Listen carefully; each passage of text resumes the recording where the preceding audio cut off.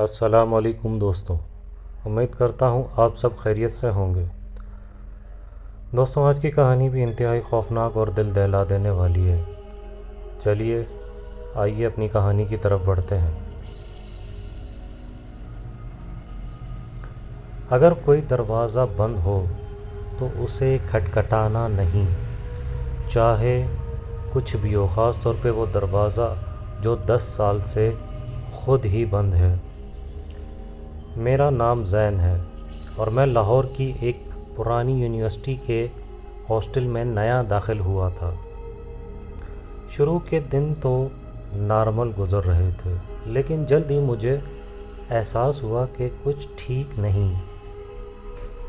Hostel میں سب ہنستے کھیلتے، لیکن ایک کمرہ ایسا تھا جس کے قریب کوئی بھی نہیں جاتا، وہ دروازہ نمبر 27۔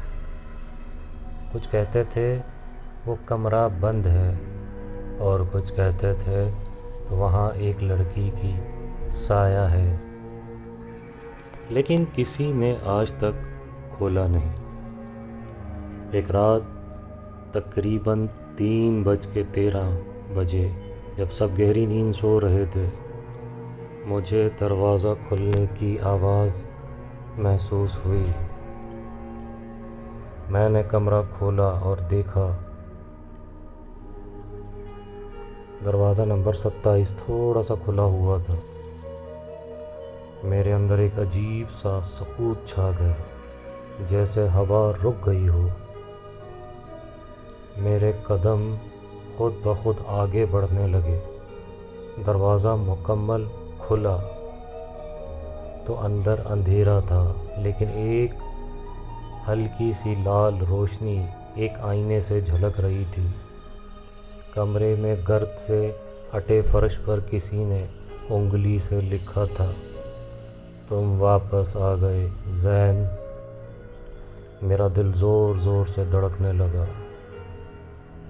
میں نے آئینے میں جھانکا اور اپنے پیچھے ایک لمبے بالوں والی لڑکی کو دیکھا، جس کا چہرہ آدھا جلا ہوا تھا اور آنکھیں خالی، جیسے صدیوں سے کسی کا انتظار کر رہی ہوں۔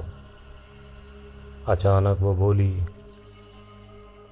پچھلی بار تم نے کہا تھا کہ دوبارہ ملو گے، اور وعدے تو پورے کرنے پڑتے ہیں۔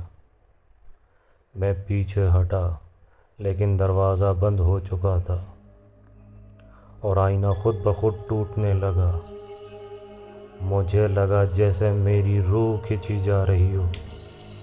اگلی صبح میں اپنے کمرے میں تھا۔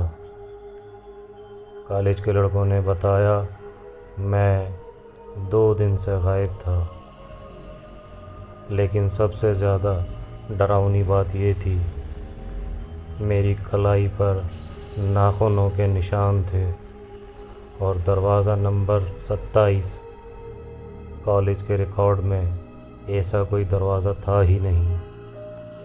امید کرتا ہوں دوستوں آپ کو آج کی کہانی بھی پسند آئی ہوگی۔ ہمارے چینل کو لائک کیجیے، سبسکرائب کیجیے اور زیادہ سے زیادہ شیئر کیجیے۔ شکریہ۔